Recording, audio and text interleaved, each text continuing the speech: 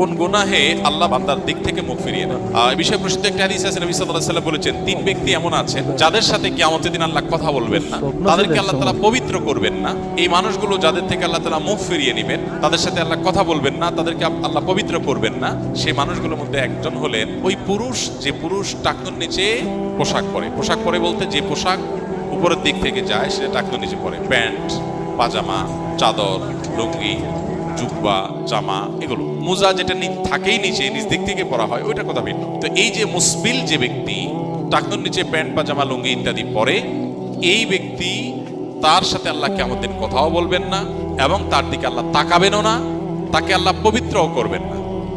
এই তিনটা ভয়াবহতা এই ব্যক্তির জন্য আছে, যে ব্যক্তি টাকনুর নিচে প্যান্ট, পাজামা, লুঙ্গি পরে। আমাদের দেশে অনেকে আছেন মসজিদে নামাজ পড়তে আসলে তখন প্যান্ট ভাঁজ করে। অনেক মসজিদে মুয়াজ্জিনরা মাইকে বলেনও যে টাকনুর নিচে যাদের প্যান্ট